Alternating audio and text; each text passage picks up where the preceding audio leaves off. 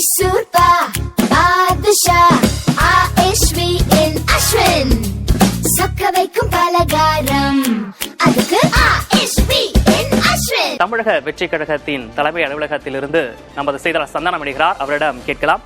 சந்தானம், தமிழகத்தை பொறுத்த வரைக்கும் இந்த தேர்தலில் தமிழக வெற்றி கழகம் எவ்வளவு வாக்குகளை பெறப்போகிறது?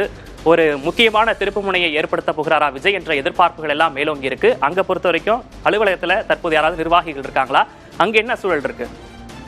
தமிழக சட்டமன்ற தேர்தல் வரலாற்றில் மீண்டும் அரசியல் கட்சிகளுடைய வாக்கு சதவீதம் மாறக்கூடிய, அதே போன்று முதல் தேர்தலிலேயே தமிழக அரசியலில் மிகப்பெரிய தாக்கத்தை ஏற்படுத்தக்கூடிய ஒரு கட்சியாக தாவேகா அமையும் அப்படின்றதுதான் தேர்தலுக்கு பிந்தைய கருத்து கணிப்புகள் தெரிவிக்கின்றன.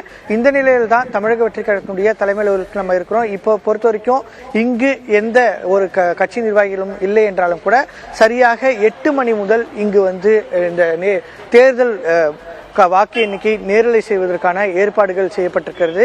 ஏற்கனவே கட்சி அலுவலகத்தில் கிட்டத்தட்ட ஒரு 800க்கும் மேற்பட்ட நபர்கள் அமர்ந்து பார்க்கும்படி அரங்கம் அமைக்கப்பட்டிருக்கூடிய நிலையில் அங்கு நேரலை செய்வதற்கான ஏற்பாடுகள் செய்யப்பட்டிருக்காங்க. எனவே 10 மணி முதல் கட்சியினுடைய தொண்டர்கள் இங்கு வருகை தருவதற்கான அழைப்பு என்பது கட்சி சார்பில் வழங்கப்பட்டிருக்கிறது. அதே போன்று தாவேகா தலைவர் விஜயை பொறுத்த வரைக்கும் சட்டமன்ற தேர்தல் முடிந்தவுடன் வெற்றி பெறக்கூடிய வேட்பாளர்கள் உடனடியாக கட்சி அலுவலகத்திற்கு வர வேண்டும் என்று தெரிவித்ததன் காரணமாக காவல்துறையினரும் இந்த பகுதிகளில் முழுமையாக பேரிகார்டுகள் அமைத்து தற்போது பாதுகாப்பு பணியை மேற்கொண்டு வராங்க.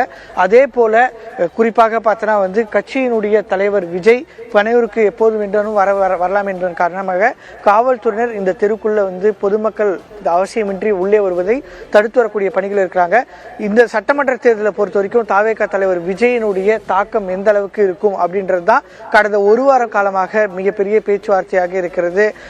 தேர்தலுக்கு பிந்தைய கருத்து கணிப்புகள் பல்வேறு கருத்துக்களை தெரிவித்ததன் காரணமாக தாவேகாவினுடைய வெற்றி, அதாவது வாக்கு சதவீதம் எந்த கட்சியை பாதிக்கும் அப்படின்ற ஒரு பார்வை அரசியல் கட்சிகளுக்கு மத்தியில் இருக்கக்கூடிய நிலையில தாவேகாவை பொறுத்த வரைக்கும் நிச்சயமாக தனித்து போட்டி வெற்றி பெறுவோம், எங்கு விஜய் தலைமையில் ஆட்சி அமைப்போம் அப்படின்றத வலியுறுத்தி தான் கடந்த 3 ஆண்டுகளாக பிரச்சாரம் செய்தாங்க.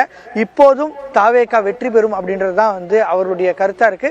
10 மணி முதல் இங்கு கட்சியினுடைய தொண்டர்கள் நேரடியாக தேர்தல் ரிசல்ட்டை பார்க்கும் வகையில் ஏற்பாடுகள் செய்யப்பட்டிருக்கிறது. விக்னேஷ், மக்களின் தீர்ப்பு என்னவாக இருக்க போகிறது என்பதை நாம் பொறுத்திருந்து பார்க்கலாம். களத்திலிருந்து விவரங்களை வழங்கியமைக்காக நன்றி சந்தானம்.